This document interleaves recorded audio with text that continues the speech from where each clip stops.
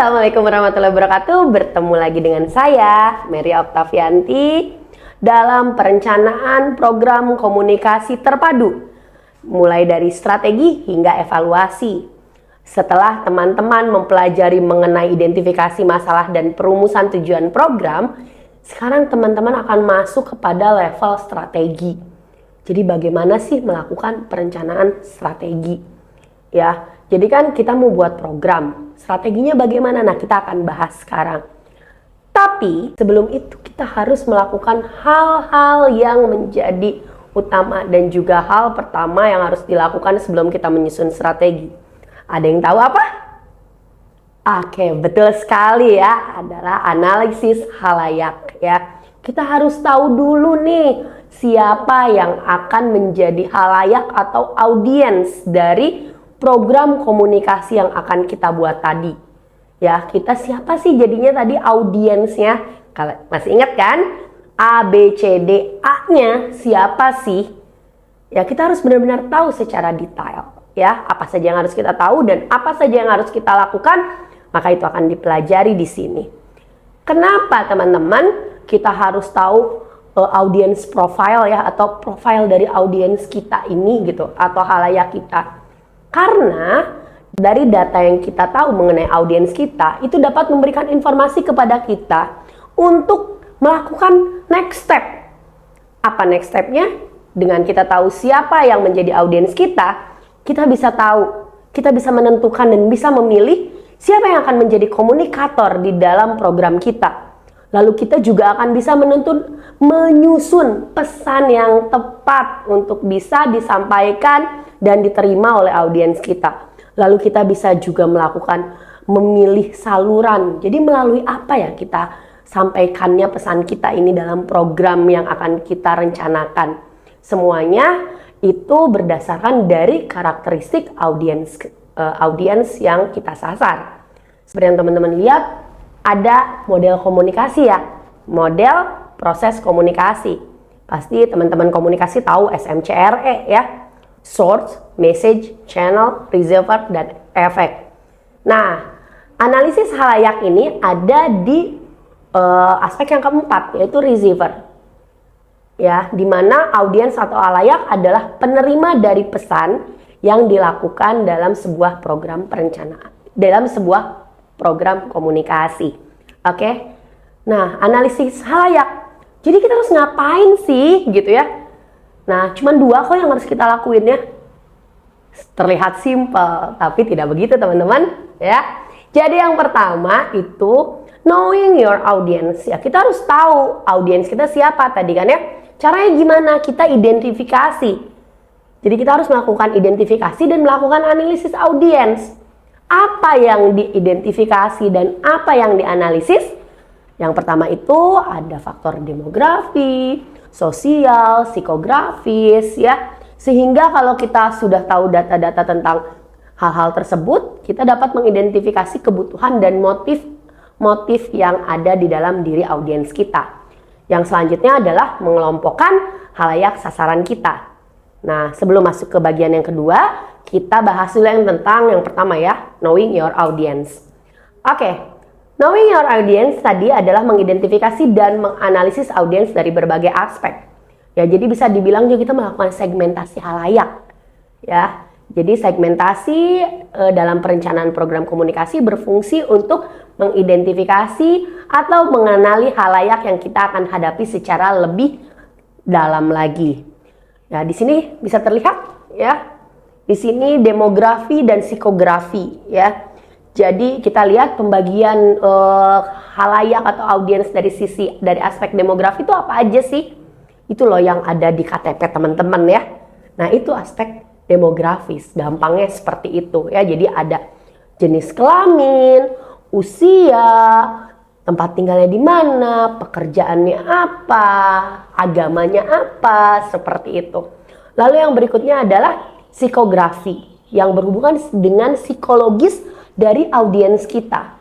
Ya, psikografis itu berfokus pada kepribadian, nilai, pendapat, minat, dan gaya hidup dari audiens kita. Misalnya, audiens kita itu adalah orang-orang yang aktif menggunakan media sosial atau bukan? Lalu yang senang nongkrong atau enggak? Yang suka bercerita atau tidak, dan lain sebagainya. Lalu yang berikutnya sosiografis ya. Ada aspek sosiografis itu adalah bagaimana sih si audiens itu saat berinteraksi dengan orang lain dalam kehidupannya. Kita juga harus tahu bagaimana gaya mereka, gaya interaksinya seperti apa. Ya, oke. Itu adalah beberapa aspek yang harus kita ketahui dari audiens kita. Jadi kita harus mengumpulkan data-datanya. Setelah terkumpul, nggak bisa diapa-apain dong, masa dikumpulin aja ya, terus diapain? Ya, betul sekali, dianalisis ya data tadi yang sudah kita kumpulkan. Nah, akhirnya kita bisa lihat nih contohnya nih. Ya, setelah kita mengenal halayak, kita bisa menganalisisnya. Oh, ternyata contohnya di sini ya, misalnya kita mau membuat, kalau kemarin itu permasalahan yang kita bahas di perumusan tujuan itu kan tentang hoax ya, dan katanya tidak ada literasi, kurangnya literasi mengenai literasi media. Nah, terus kita coba nih audiensnya siapa. Setelah kita identifikasi dan kita analisis, ternyata kita lihat dari sisi demografisnya, ekonomi statusnya misalnya SES-nya B, terus perempuannya berapa persen, laki-lakinya berapa persen, terus mereka tinggal di mana, terus secara psikografisnya bagaimana. Ya, mereka itu adalah orang yang benar-benar menganggap internet itu sebagai kebutuhan wajib, terus sering banget belanja online ya, tapi mereka juga pengen ngurangin penggunaan gadget. Nah, itu kan kita jadi tahu ya. Terus mereka juga ternyata menyatakan dukungan terhadap regulasi konten di media sosial. Lalu ternyata juga dari data yang kita dapat, oh mereka juga suka menyisihkan uang untuk ditabung. Nah, ini buat apa sih data-data ini? Ini kita perlukan untuk menyusun strategi komunikasi yang akan kita lakukan nanti dalam perencanaan program ini. Oke, nah di sini next ya, di sini setelah kita tahu, setelah kita setelah kita tahu datanya seperti apa, setelah kita analisis bagaimana, lalu tadi kan ya, yang kedua itu adalah mengelompokkan sasaran kita. Ya, mengelompokkan sasaran kita tadi. Ada yang sekunder, ada yang primer. Ya, yang primer ini apa? Jadi, kalau yang primer itu yang utama. Ya, yang primer itu adalah yang utama, yang sekunder itu adalah yang Jadi kalau misalnya yang primernya siapa? Oh, tadi yang senang pakai gadget ya. Jadi anak-anak, terus umurnya itu 17 sampai 24, misalnya ya, masih muda gitu. Dia adalah orang-orang yang tadi sedang menabung ya. Nah, lalu yang sekundernya siapa? Orang-orang yang ada di sekitarnya. Orang-orang yang ada di sekitarnya, teman-teman. Orang-orang yang di keluarganya mungkin, terus adiknya atau siapa, seperti itu. Nah, setelah itu kita juga bisa kelompokkan lagi. Ya, kita kelompokkan dengan berdasarkan tipenya. Oke, berdasarkan tipe halayaknya. Di sini jadi teman-teman tahu nggak? Ternyata ada 4 tipe halayak ya. Yang pertama, halayak yang tak sadar. Yang kedua, halayak yang apatis. Yang ketiga, halayak yang tertarik tapi ragu. Terus ada yang halayak yang bermusuhan. Wih, baru dengar atau sudah pernah dengar? Ya, kita bahas sedikit ya. Halayak tak sadar adalah halayak yang tidak sadar akan adanya masalah tersebut. Dan juga mereka tidak tahu bahwa mereka perlu mengambil sebuah keputusan. Jadi mereka tidak menganggap bahwa oh, hoax itu bermasalah ya. Oh, ternyata saya terpapar hoax terus-terusan gitu. Nah, mereka nggak sadar. Jadi ada halayak yang tidak sadar. Lalu yang berikutnya ada halayak yang apatis. Mereka tahu ya bahwa hoax itu, kalau kita terpapar hoax terus itu menjadi masalah. Tapi mereka nggak peduli atau acuh. Ada yang seperti itu juga. Terus ada halayak yang tertarik tapi ragu. Jadi ini halayak yang seperti ini adalah halayak yang tahu dan sadar akan adanya masalah, tahu bahwa perlu mengambil keputusan, tapi mereka tuh masih meragukan keyakinan yang harus mereka ikuti atau tindakan yang harus mereka jalankan. Misalnya ini paling enak sih sebenarnya contoh ini tuh di konteksnya politik ya. Kan bentar lagi pemilu ya, pilkada ya, kemarin pemilu, terus bentar lagi pilkada. Ya di sini ada halayak yang tertarik tapi ragu. Ya. Nah, di sini akhirnya mereka juga mereka tuh tahu bahwa mereka perlu mengambil keputusan gitu ya.